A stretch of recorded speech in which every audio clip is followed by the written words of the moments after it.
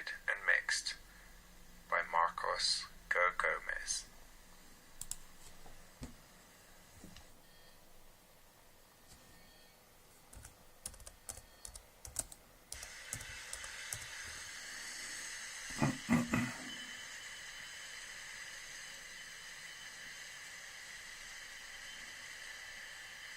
A mad scientist invented a machine which allowed people to share dreams. A boy discovered gold in his bathtub. I was in Boots the Chemist in Belfast, but it wasn't Boots the Chemist and it wasn't Belfast. I was trying to buy Finnegan's Wake, but it wasn't Finnegan's Wake. Bob Geldof tried to get me to buy his book. I ended up not buying any books. Me and Declan Sheehan went to Antrim in a wooden box on wheels. Two Prince Peters, both me, were kidnapped by a band of Hare Krishnas, and somebody's dead mother was discovered inside one of two booby-trapped cardboard boxes on a car ramp the length of an airport runway. Somebody dressed as a rabbit was crawling out from under all the tables. I was in a classroom on the second floor of St. Colum's College on the Buncrana Road. It was the classroom beside the French assistant's room. Everybody was singing a song, repeating the words, "My head keeps dreaming." Talking Heads were performing in a room that looked like the Little Theatre. They played "Thank You for Sending Me an Angel." I was the only person there who really appreciated it. The drums were all over the place, and Chris France had to walk about the room to play. David Byrne was walking about and sitting on people's laps while he was singing. There was a song about mould. Another verse went something like, "The Stalin is an Irishman, and he's a Jew as well. He's as clean and clear as a lonesome bicycle bell." A girl made a drum logo and stuck it on a piano. Somebody on stage pulled a paper chain out of a lamp. I was in a bookshop. It had a very big upper floor, but the staircase leading to the upper floor was very difficult to climb. A woman who worked in the shop called me over to look at a bruise on another woman's elbow. All elbow bruises are called Brian. An Abbott and Costello film. Abbott and Costello were Marines on a ship. A soldier on another ship was after the fat one for carrying on with his wife. During a Sunday service, one soldier bluffed his way through a hymn while others drank whiskey hidden under a garage against a dirty book. People kept changing boats. Costello served holding on to the front of the boat. On shore, he joined in a song sung about him by scouts and gave away their position to the enemy, so he had to leave. Doctor Who. I was on a time-travelling galleon. We moved forward a whole year to 1989 and wound up outside the Dairy Tech on the Strand Road. Then we carried boxes into a supermarket. I took boxes downstairs. They were stored under a shelf. The staff were all confused. I couldn't blame them. I was confused too.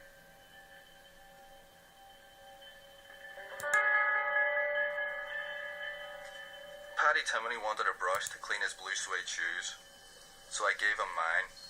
He turned a hose on Declan Sheehan and me.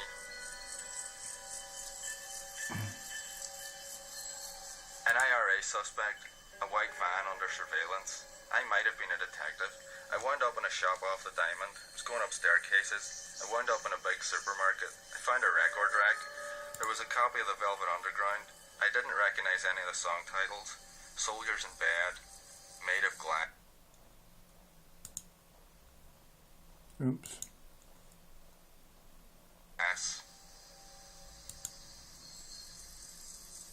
Heinz Wolf was on a beach in the south of England. There was a report about the rising sea level scaring old people on boats. At Nigel Mansell's private airstrip on the Isle of Man, I said to my mother, nobody would risk their life for minimum wage. I went to the Dolphin Cafe on the Strand Road and asked for a cup of tea. It was about closing time. The woman behind the counter gave me a plastic bag. I went and sat down at a table. The cafe was empty except for three ladies sitting across the way from me. I looked in the bag the woman had given me. It contained an electric kettle, a brand new fancy white one, and a video camera. I was supposed to plug the kettle into a socket on the wall to boil the water for the tea. But every time I put the plug into the socket, the radio behind the counter turned off, and everybody in the place looked at me. Oops.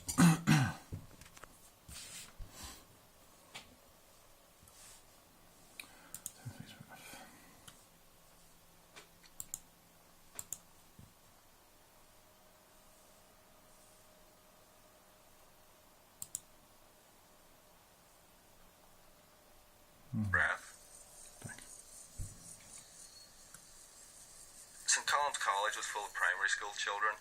They were singing and dancing for a teacher, Miss Jackson. I didn't know who Miss Jackson was. Pete Mullen pointed me in the general direction of the geography rooms. Outside the school library, a class was being held, teacher and pupils sitting around the table. Wee Pod was standing outside the geography classrooms. He had a dog.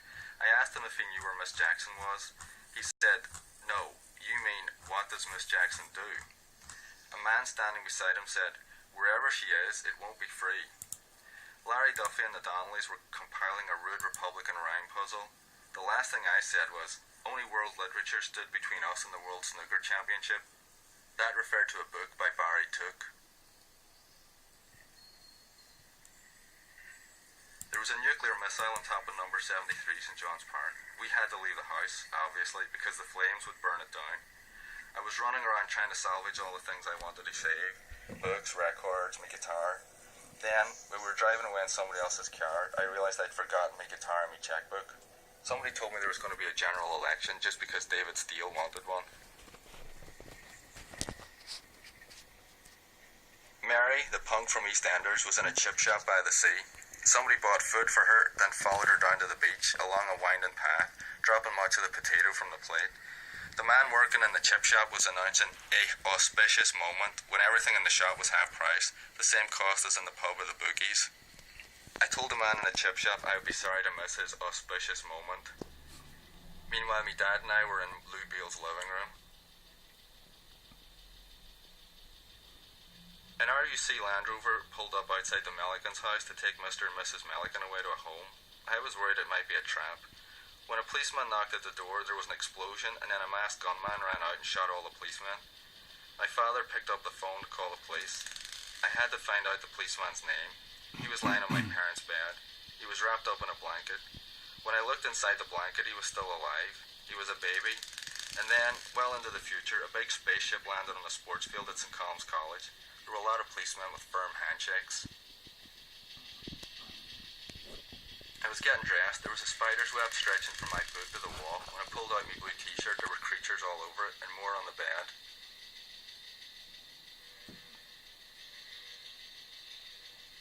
In a television program, a man lived in a flat overlooking a newspaper building.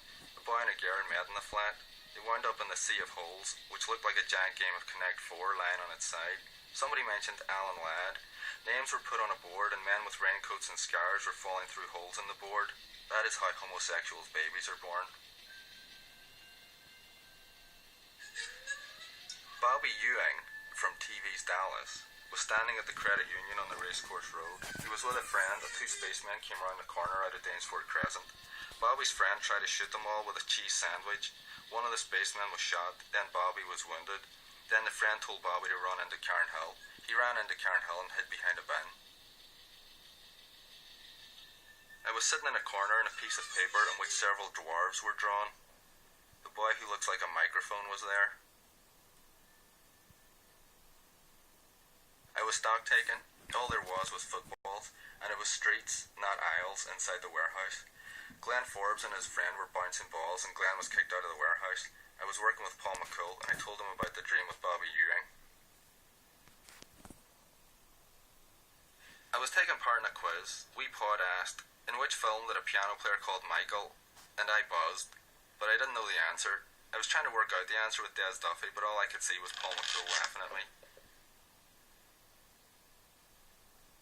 The Princess of Wales was driving the Beatles along a motorway from Buncrana. I was in the back of the car, which was driven to an empty swimming pool, which turned out to be Frank Long's car park. The Chevy Chase film with two wolves howling at night near a caravan. When the light was on inside the caravan, a man with a gun was after Chevy Chase. I ended up fighting the gunman from behind the television in the living room. I was trying to knock him out with flower pots. I had 3 advent calendars numbered in order, not all completed, and then a James Bond movie ending up at a shoe store inside an airport. Juan Perón chased Margaret Thatcher up a path. I was a ball boy at a Wimbledon doubles final played on Christmas Day, which changed into a cricket test match in Pakistan with Phil Edmonds. I had a piece of toast in my mouth which I couldn't remove. Lee Marvin and Telly Savalas and the Dirty Dozen were driving a tank underground and coming out of a tunnel. An overweight woman on the floor on a chat show was telling the host how she used to be like a briquette, but now she wasn't perfect anymore. Old newsreel footage, black and white, of the Tour de France. It was all between three riders. Two of them were proper cyclists, but the third was Willie Carson, the photographer. He was wearing his beige camel hair coat. He put up a good fight until he rode through a wee town and came to a mountain. By the top of the mountain, the race was down to just two proper riders. A film with Richard Harris. A young native girl was living in a mighty walled city. She climbed the wall, and there was Richard Harris. She decided to go out to the big world jungle. She jumped down from the world. She met a tiger. The jungle looked like a mighty house with corridors. Then they met a lion, who thought it was a good thing he had not bitten the girl's head off because she was a friend. Then they went into a blue lit room and watched the bed in a golden shaft of light where a sunflower slept in the bed. I was lying down in the middle of the road to the Brandywell. I got a letter from Ucca about the University of East Anglia. Paddy Malarkey was drawing. I was watching the news on television. Los Angeles had been hit by a tidal wave. There were shots of the stars out on their boats off Hollywood. Nelson Piquet was booked for speeding. On the boats and then on the beach were James Woods, Peter Cook, Richard Lester, and a director called Barney Hubble.